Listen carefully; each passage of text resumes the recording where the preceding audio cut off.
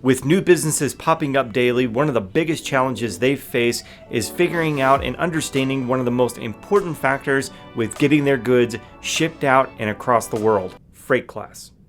Which freight class do they fall into? What are the factors that determine freight class? What determines the price of that freight class? Freight class is very important because this determines the price of your freight. If you get this wrong or mislabel it, it could be very costly for your business. There are 4 main parts to a freight class that you have to consider before shipping your goods out into the world: commodity or density, stowability, handling, and liability. Let's first talk about commodity or density.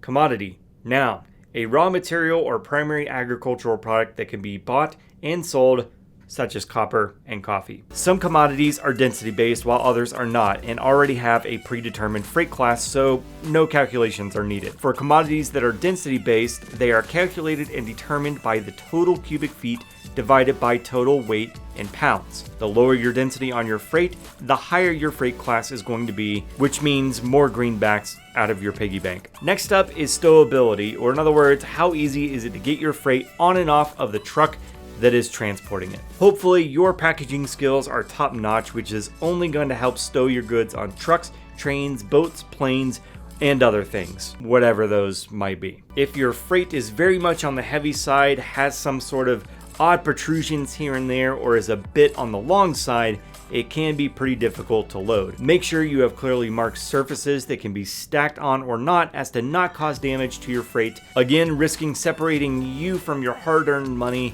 with a damage claim. Every now and then you'll come across situations where freight is regulated by local governments. Certain types of freight might also be restricted to being loaded with other items. What this all boils down to is if your freight is a pain in the neck to get on and off the truck, it's going to have a much higher freight class, which means much higher shipping costs. Now let's move on to handling, which is actually getting your freight on and off the truck at the different terminals or destinations. How easy is it? Keep in mind that once your freight has left the security of your hands and facility, there are going to be multiple checkpoints and distribution facilities before it finds its new home and its final destination. Once again, if you are a packing expert and have nestled your freight nice and tight in whatever it is traveling in, you shouldn't have any problems from point A to point B. Going back to the stowability of your freight, if it is hard to stow, if it is heavy, fragile, shaped strange, or might be hazardous materials that need special handling to not hurt people or damage anything, carriers tend to classify freight like this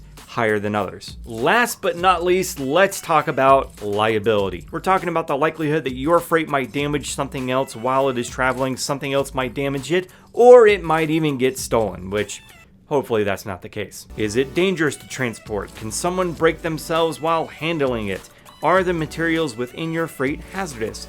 If you answered yes to any of those questions, then the liability for transporting your freight is much higher than normal and will be classified in a higher freight class, which, you guessed it, means higher shipping costs. Those are the 4 different factors that go into determining the freight class for your goods. Are you considering those? Have you calculated them properly into your costs? This can really have an impact on your bottom line and give you huge headaches if you get it wrong. Has this been a huge headache for you in the past? I want to know. Sound off in the comments section below. If you like this video, make sure to hit that thumbs up and subscribe to our channel for more videos like this so that you have all the information you need for your shipping needs.